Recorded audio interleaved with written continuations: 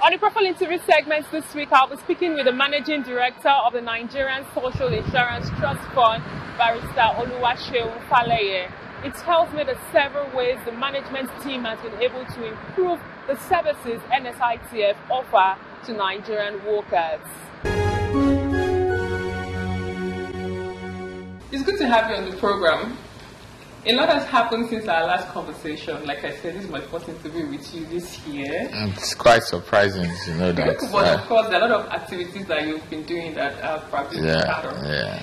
And for me, the perception of NSITF is changing. I don't know if you'd like to share with us what the magic is. There's no magic beyond, of course, the hard work of all of us at NSITF, from the people you engage with at the branches up onto this office. We've, I think, reconnected with our responsibilities, and we're striving to deliver them much more quicker, much more responsibly, with the understanding that really what matters is the sort of feedback and perception like this that we get, and it's still a work in progress. Okay, it's 1 year in office. Can you give us a recap of what your agenda for the organization has been? Well, the agenda really is overall in improving service delivery, because we're a service, oriented organization vis-a-vis the claims and compensation we play. So our overall objective has been to streamline, to bring about more efficiency in how we do these things. And we realize that in doing that, we will have to internally do a lot of work to up the skill level of our staffs, build their capacity to be able to do more, provide them with the necessary tools and resources to do these things.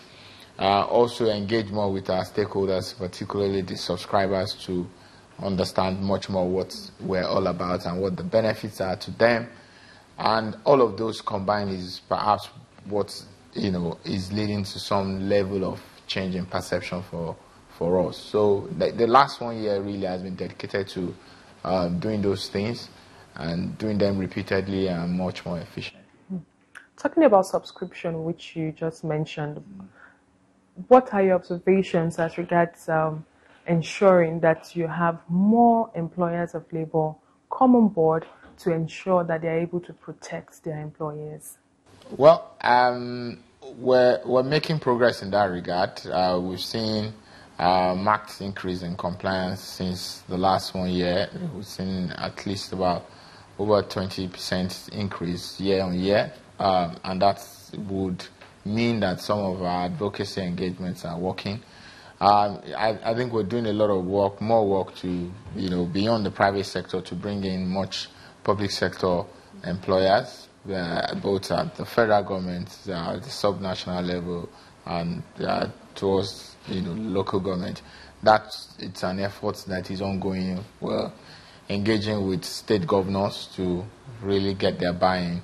But beyond it, for me, the main work to do is in our hands, really. It's about how much we're ready to go out there and speak about the importance and benefit of employee compensation scheme, which is the primary scheme that we run.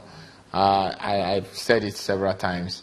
Whenever people hear these things, whenever they listen to the benefits or listen to real-time beneficiaries, then the work is almost done. The rest now is not left to how we follow up, how we ensure that the engagement with us is easy.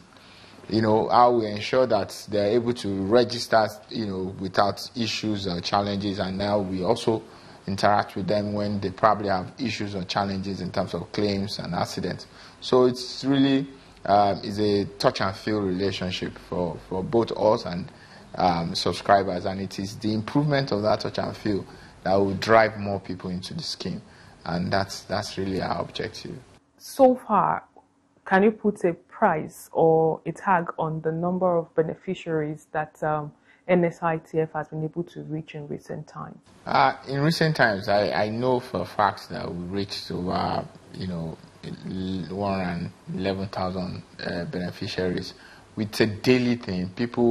So the beneficiaries are with us, on a long-term basis. I know for Lagos, some of these checks that you're mentioning, where we've paid people over 30 million naira, and that same person is collecting half a million naira monthly. That person is a beneficiary, will always be a beneficiary until. So we have a lot of them on our payroll that we're servicing, paying claims to, and all of that. So it's really, for us, an ongoing relationship. Still talking about beneficiaries, I remember very clearly that when I was engaging some of the beneficiaries, they were like, it's a beautiful concept. They never knew it existed, but now they know it exists, and it's sorting their bills, it's paying their children's school fees, but they still want more. From my observation, two things resonated with me. They are asking for a review of the act, that there's a certain age that maybe the children might not be able to benefit. And I know that you engaged with the legislative arm of government recently. What are the engagements? What are the conversations that you're having with the legislative arm of government to ensure that people can benefit more and there's absolute confidence in the system? We're engaging with the National Assembly. That part of that engagement is perhaps one of our last few activities where we ran into each other. It's really sort of to speak to the legislators as to what our challenges are on the field, being the operators of the scheme, and see how they can help with that. With respect to the age provision in the law for beneficiaries, it's 20. What we have presently is 21 years. So you've seen places where we're paying dependents of deceased subscribers up till the time that their last child is 21, which presupposes that they will have gone to school, they will have graduated, and then move on to hopefully gainful employment. So that, we think, is enough period for this support to evolve into self-sustenance. So enrollment enforcement, what would be your recommendation as regards penalties, because it's a system that is working? The recommendations are wide-ranging, but from a compliance perspective, it's to, one, take us from the point of it has to be, thought through widely. We like to encourage voluntary compliance, where the work and the benefits speaks and drives people towards compliance. On that part, we have a role to play, and the citizens, the employers also have a role to play in, first and foremost, adhering and obeying the law of the land, which is what the ECA is. And of course, when that is done and we find that there are still gaps, we find that people are not, voluntarily obeying, then we must have mechanisms in place that allows for enforcement, because we cannot allow certain recalcitrant employers then drag the resilience of our employment or labor force down. So even the practitioners, the HR executives, the directors must first and foremost understand that they are employees, and this law is in itself for their benefit. The second thing is to then accept that if we increase rates, it is not just going to be arbitrary increase. It will be driven by different factors. What are your accidents profile or risk profile within your sector or industry? What are your HSC historical data? And of course, the clear manifestation of the efficacy of your HSC data and compliance level will result in your risk profile. If you have a higher threshold of HSC compliance, you probably have lower risk profile. And anytime I make those sort of arguments, I refer to the construction industry. The construction industry is very prone to accidents. the people, whether casual workers or full-time workers, they are still Nigerians. They are still people that deserve protection, and we must work towards protecting them. So all of this is really, and most importantly, the argument we're having about what total emolument is or should be really also inures to the benefit of the employee. Because when accidents happen, if you've worked by way of technicality, reduce their basics for calculating what you've been subscribing on their behalf, their payout during accidents, when they need it most, when they are most vulnerable, will be based on that calculation. So it means that they will get less, and so we must understand these things when we, even on the platform of being advocates for employers, also understand that, look, the employees also have, and we need to balance those. This takes me to one of my observations, looking at what you've been able to do in the last 12 months. You seem to have this advocacy, which is social insurance for all, and which also transcends to informal workers being captured by NSITF. I don't know if you'd like to share with the viewers what plans you have, what is the modus operandi for informal workers to benefit from the NSITF scheme. Okay, the reason why we're focused on the informal economy is because we believe that that's where the majority of the Nigerian workforce, are.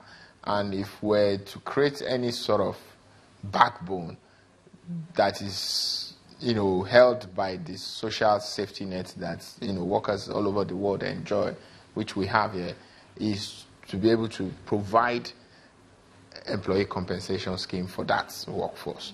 How we'll do it will always vary because of the dynamism of that sector. There's no one cap fits all. What really affects the organizers are different from what affects the tailors, are different from what affects, certain like associations like road transport workers and all of that. But what we've been able to do is to really engage at that macro level, speaking and engaging with the associations. Recently, we've partnered with SMIDAN in a way that all of SMIDAN's outreach, all of SMIDAN's engagements, NSITF is always going to be a component of it, where we're then advocating, we're then talking about the benefits, because ultimately the starting point is really letting every worker and indeed every employer understand what this is all about. You know that when you go around and speak to even the most enlightened people, they don't know what NSITF does. They don't know the benefits that they can get from NSITF. So at the informal level is advocacy. Would you say that every federal government worker now is an enrollee of NSITF scheme? Yes, in the sense that from all of the engagement I've had with the Office of the Head of Service, she's very, very passionate about enrolling in the federal civil servants enrolling in employee compensation scheme. She's giving us all of the support, availed us of our platform, and used the advocacy of our office, the power of our office, to ensure that the civil servants embrace the scheme. And that's a key objective for us. And this is really in fulfillment of the President's Renewed Hope agenda, where he mentioned specifically that he will provide social services, social support for all federal civil servants, or indeed any civil servants in the country who are giving their best to the development of the country, and we want to make sure that it's done. Collaboration and enrollment, how does this affect industrial harmony in the country? It does, because welfare is at the heart of industrial harmony. If employees believe that their interest, their welfare is paramount and is being taken seriously, then to even have conversations on other industrial issues become easier. And for me, that's the starting point. If we are to ask every employee to give their best, then you must demonstrate to that employee that accidents, which are bound to happen in the course of work, will be well compensated for, and that we're not just going to let them rot away should those sort of accidents happen. The feedback we're getting is encouraging. It encourages us to do more, and the expectation from Nigerians should not be less than excellent service. And that's all we can take on today's edition of the program. Join us next week for a fresh edition of the show. I am Sharon Ijason. Thanks for watching, and remember that labor creates wealth.